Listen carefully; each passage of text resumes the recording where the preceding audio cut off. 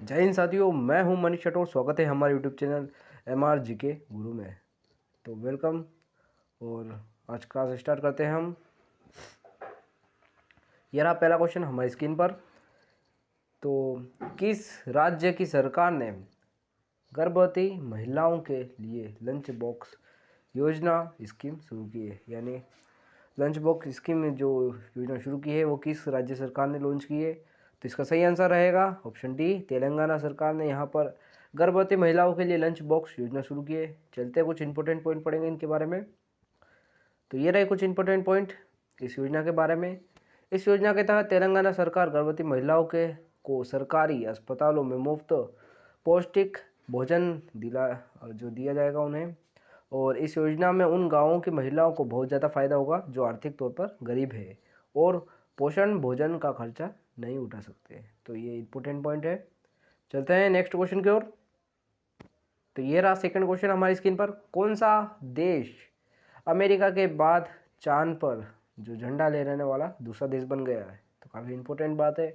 तो ये बन गया है ऑप्शन नंबर सी सही रहेगा। चाइना, जो चीन है, वो अमेरिका के बाद तीसरा देश बन गया जिसने चांद पर अपना झंडा फहराया है। चलते हैं कुछ इंपॉर्टेंट पॉइंट पढ़ेंगे इसके बारे में। तो ये रहे कुछ इंपॉर्टेंट पॉइंट। अमेरिका के बाद चीन चंद्रमा पर जो झंडा लहराने वाला दुनिया का दूसरा देश बन गया है। अमेरिका ने 1969 में मानवयुक्त अपोलो 11 मिशन के तहत यहाँ पर अमेरिका ने झंडा चांद पर लहराया था। और China nation space administration CNSA ने चंद्रमा पर यह झंडा लहराया और इसका फोटो शेयर किया है जो चांग 5 स्पेस क्राफ्ट के से लिया गया। तो ये आपको इंपॉर्टेंट पॉइंट याद रखने हैं। चलते हैं नेक्स्ट क्वेश्चन की ओर। तो ये रहा थर्ड क्वेश्चन हमारी स्क्रीन पर। किस केंद्र शासित प्रदेश के प्रशासक दिनेश्वर शर्मा का निधन हो गया है? तो किस केंद्र शासित प्रदेश का? तो ये है लक्षद्वीप के जो प्रशासक थे दिनेश्वर शर्मा, तो उनका हाल ही में निधन हो गया है।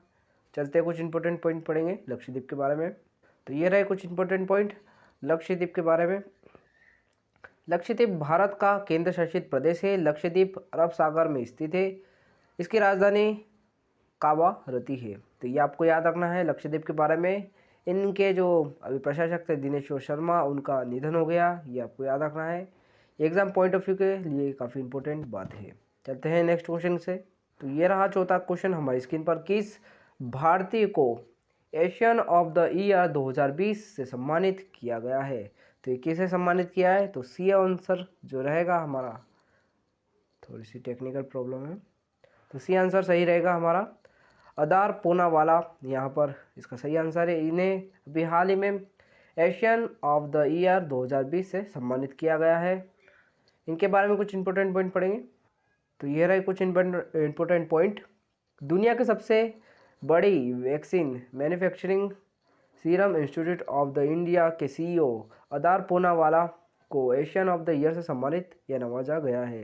अदार पूनावाला को कोविड-19 महामारी से लड़ने में उनके सहयोग के लिए यह सम्मान दिया गया है। पुणे में स्थित सीरम इंस्टीट्यूट, ऑक्सफोर्ड और एस्ट्रोजेनेका द्वारा बनाए गए हैं। तो ये आपको याद रखना है।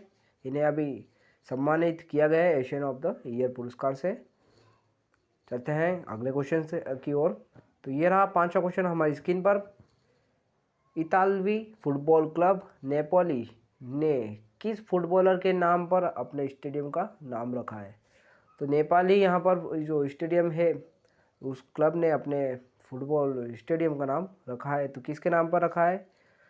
तो यहाँ पर पहला आंसर सही रहेगा, ये आंसर डिएगो माराडोना, जिनकी जो दुनिया के सबसे बड़े फुटबॉलर थे। इन्हें फुटबॉल का भगवान भी कहा जाता है और इनका हाल ही में निधन हुआ था। तो ये आपको याद रखना है। चलते हैं नेक्स्ट क्वेश्चन की ओर। नेक्स्ट क्वेश्चन की ओर बढ़ने से पहले हम फीफा के बारे में कुछ इंपॉर्टेंट पॉइंट पढ़ लेंगे। फीफा जो पूरे विश्व में फुटबॉल खेल को रेगुलेट कराता है। Federation international D football association इसका फुल फॉर्म है इंग्लिश में। और 21 मई 1904 को फीफा की स्थापना हुई थी। ज्यूरिख स्विट्जरलैंड में यहाँ पर इसका मुख्यालय है और अध्यक्ष वर्तमान में है जियानी इन्फैंटिनो। ये आपको याद रखना है इंपॉर्टेंट पॉइंट। चलते हैं अगले क्वेश्चन की ओर। तो ये रहा छठा क्वेश्चन हमारी स्क्रीन पर। आईटीबीपी ने अपने नवजात बेल्जियम मेलिनोइस लड़ाकू कुत्तों का नाम किस भारतीय क्षेत्र के नाम पर रख दिया है? तो यहाँ पर बी आंसर सही रहेगा। लद्दाख का जो क्षेत्र है उनके नाम पर, लद्दाख के नाम पर नवजात बेल्जियम मेलिनेइस कुत्तों का नाम रख दिया है यहाँ पर आईटीबीपी ने। तो कुछ इंपॉर्टेंट पॉइंट पढ़ेंगे इसके बारे में। तो ये रहे कुछ इंपॉर्टेंट पॉइंट। भारत तथा तिब्बत सीमा पुलिस बल यानी आईटीबीपी ने अपने नवजात बेल्जियम मेलिनोइस कुछ लड़ाकू नामक कुत्ते जो जिनका नाम है, इनका नाम गलवान, शोयक और रेजांग जैसे लद्दाख के कई भौगोलिक क्षेत्र के स्थान के नाम पर रख दिया है। चलते हैं कुछ इंपॉर्टेंट पॉइंट पढ़ेंगे आईटीबीपी के बारे में। तो आईटीबीपी भी काफ़ी इंपॉर्टेंट पॉइंट रहेगा और इसका फुल फॉर्म है इंडो टाइबेटन बॉर्डर पुलिस और भारतीय तिब्बती पुलिस इसका हिंदी अनुवाद है। और इसकी स्थापना हुई थी 24 अक्टूबर 1962 में।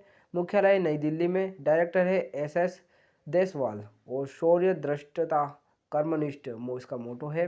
ये आपको याद रखना है आईटीबीपी के बारे में। बढ़ते हैं अगले क्वेश्चन की ओर। तो ये रहा सातवां क्वेश्चन हमारी स्क्रीन पर। आईआईटी वैश्विक सम्मेलन 2020 की अध्यक्षता किसने की है? तो इसकी अध्यक्षता किसने की है ये आपको आंसर आपको पता होना चाहिए। इसका सही आंसर है बी वाला सही रहेगा।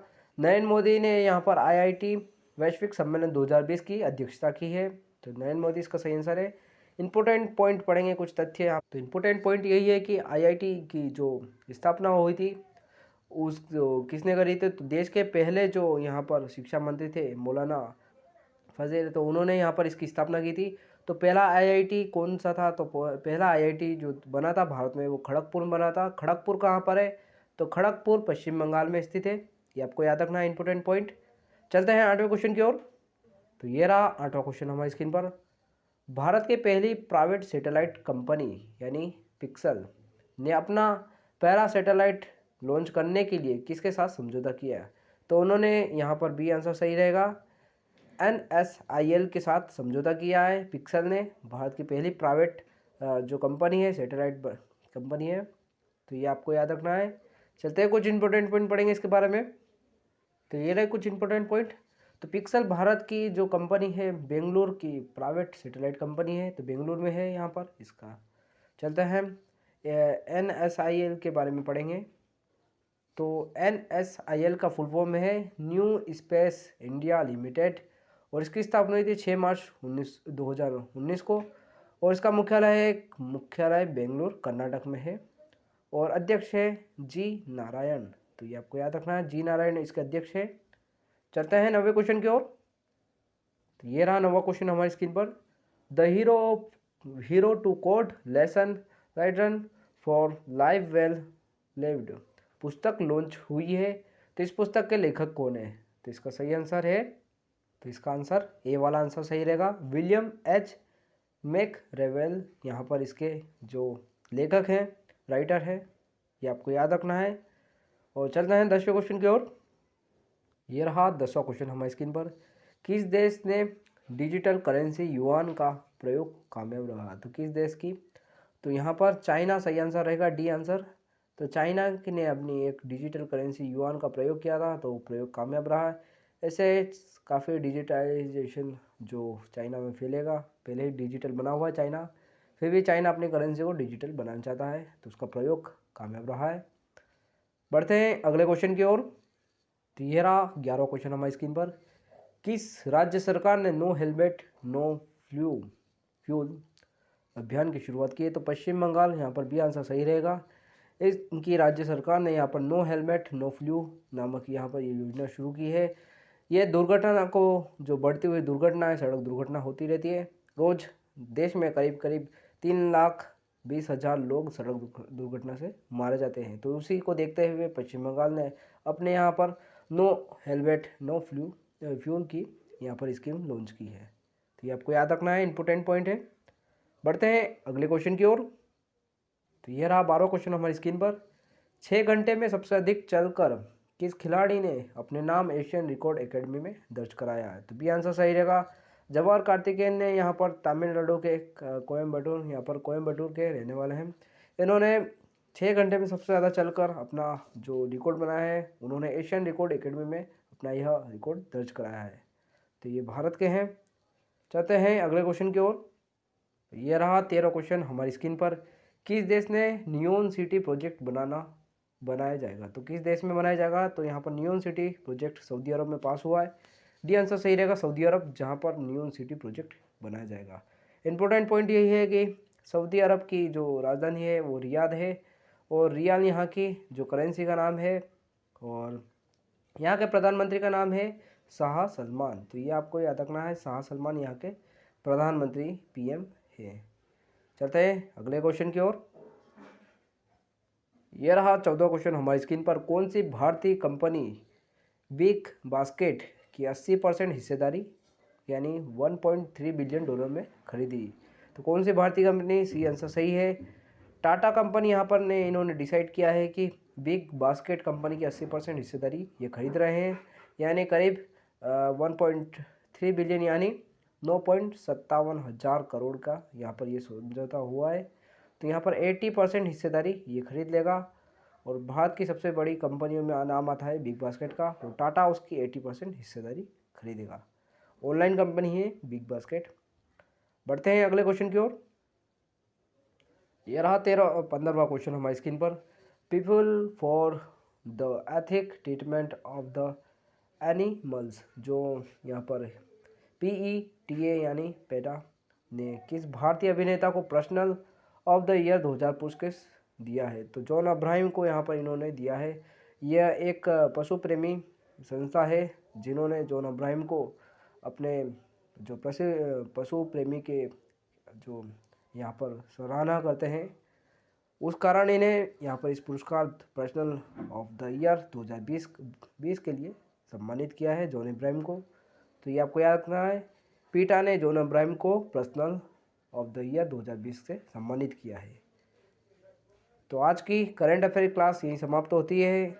अगर आपको अच्छी लगे वीडियो तो लाइक शेयर सब्सक्राइब जरूर करना, और अगर अच्छी ना लगे तो डिसलाइक कर कमेंट बॉक्स में हमें इसकी बारे में बताना आपको क्यों ये वीडियो पसंद नहीं है। Thank you so much watching for this video. और आप इसकी PDF पाना चाहते हैं यहाँ पर हमारी करंट अफेयर क्लास की, तो आप हमारे टेलीग्राम चैनल पर जुड़ सकते हैं, MRGK गुरु। यहाँ पर आपको सर्च करना है टेलीग्राम पर, आपको पहला ही ग्रुप हमारा मिलेगा। Thank you so much.